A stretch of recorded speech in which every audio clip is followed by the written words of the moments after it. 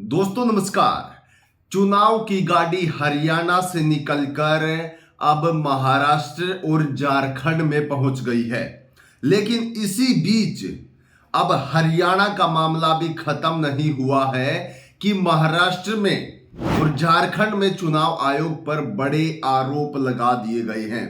आरोप इस प्रकार के लगाए गए हैं कि बीजेपी वालों को पहले ही पता था कि झारखंड और महाराष्ट्र की तारीखों का ऐलान कब होने वाला है। इस चीज को लेकर उन्होंने पहले ही जो कुछ करना था, टोल फ्री करने थे वो कर दिए, योजनाएं करनी थी वो कर दी।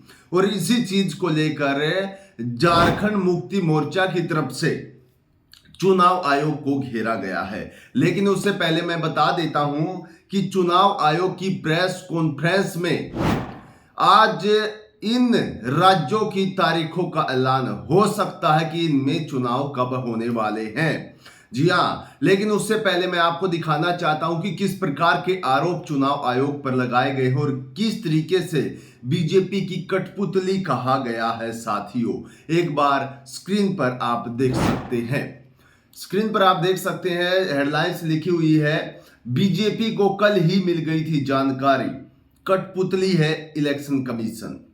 झारखंड चुनाव की घोषणा से पहले जेएमएम का बड़ा आरोप यहां पर लगाया गया, यानी कि सीधे तौर पर झारखंड मुक्ति मोर्चा हेमंत सोरेन की पार्टी की तरफ से यह कहा गया है कि कहीं ना कहीं बीजेपी वालों को पहले ही पता चल गया था कि आखिरकार किस दिन तारीखों का ऐलान होने वाला है और उनको यह भी पता होगा कि किस दिन की तारीखें निर्धारित की गई हैं। जी हां, और इसी चीज को लेकर अब चुनाव आयोग पर सवाल खड़े हो गए हैं। लेकिन वहीं दूसरी तरफ, एक तरफ जहां पर माहौल इस कदर था कि हरियाणा में पूरे नतीजे के नतीजे बदल गए, तो ये डर इंडिया अलायंस को महाराष्ट्र में भी सता रहा है कि आखिरकार किस तरीके से आंकड़े बदले गए हैं, किस तरीके से क्या हुआ है, इस पर लगाम लगनी चाहिए। और संजय राउत ने तो यहां तक कह दिया कि जो हरियाणा के अंदर बीजेपी वालों ने किया है वो हम महाराष्ट्र के अंदर नहीं होने देंगे। जी हां,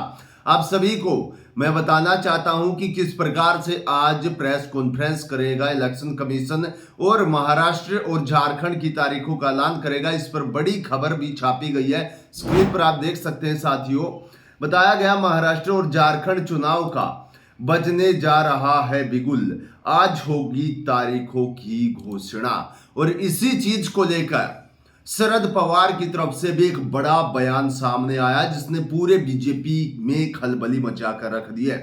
शरद पवार ने अपने बूढ़े होने पर, यानी कि जो लोग उनको कहते हैं वो तो बूढ़े हो गए, वो क्या करेंगे, अपने बूढ़े होने पर सीधे तौर पर सामने वाली पार्टियों को चेता दिया है कि मैं बूढ़ा जरूर हो गया हूं, लेकिन सीधे तौर पर जब तक महाराष्ट्र को पूर्ण रूप से पटरी पर नहीं चढ़ा दूंगा तब तक नहीं रुकूंगा।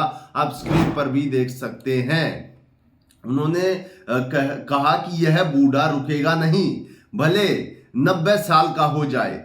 चुनाव के ऐलान के बीच शरद पवार की ये बड़ी घोषणा सामने आई है। और इसी बीच मैं आपको दिखाना चाहता हूं कि झारखंड मुक्ति मोर्चा ने किस प्रकार से चुनाव आयोग पर निशाना साधा है और सीधे तौर पर कहा कि यह बीजेपी की कठपुतली के तौर पर काम कर रहा है। इसके ऊपर खबर भी छापी गई है, देखिए आज तक वालों ने इस पर क्या छापा है। मनोज पांडे ने कहा, हम चुनाव के लिए हमेशा तैयार रहते हैं, लेकिन आज चुनाव की घोषणा होने वाली है और इसकी जानकारी बीजेपी के नेताओं को कल ही हो गई थी। यह बहुत गंभीर विषय है।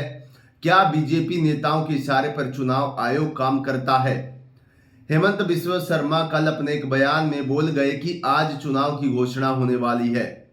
किसी आयोग को इस कदर कठपुतली बनाकर रखना यह गंभीर विषय है, गंभीर बात है। जी हां दोस्तों, यानी कि सीधे तौर पर कहा गया है कि बीजेपी वालों को तो पहले ही पता चल जाता है कि किस दिन तारीखों का ऐलान होगा, क्या तारीखें होंगी, किस प्रकार से क्या करना, और इस चीज का फायदा उठाकर उनको जो भी योजनाएं अपनी दौड़ानी होती हैं, जो भी उनको टोल फ्री करने होते हैं, जनता को लोभ देना होता है, जनता को कि नजरों में अच्छा बनना होता है, वो आदर्श आचार संहिता लगने से पहले यानी कि तारीख का ऐलान होने से पहले ही सब चीजें कर देते हैं। और ये बड़ा आरोप यहां पर लगाया गया है।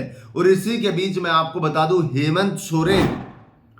हेमंत सोरेन की पार्टी के अंदर भी सेंधमारी बीजेपी ने कर दी है। पूरी कोशिश की गई थी उनकी पार्टी को तोड़ने की, हालांकि कुछ प्रतिशत बीजेपी वाले कामयाब भी रहे, क्योंकि चंपई सोरेन को बीजेपी में ले गए। क्योंकि जब हेमंत सोरेन अंदर थे तो वो चंपई सोरेन को सीएम बनाकर चले गए थे, लेकिन उसके बाद क्या हुआ क्या नहीं हुआ, हेमंत सोरेन तो जेल के अंदर थे।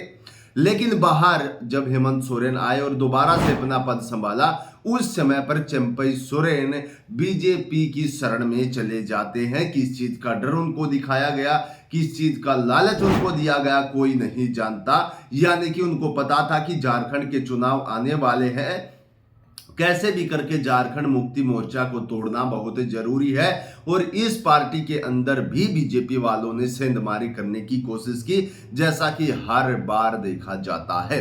तो अब महाराष्ट्र के अंदर और झारखंड के अंदर ये चीजें निर्धारित होने वाली हैं कि किसकी सरकार यहां पर बनेगी।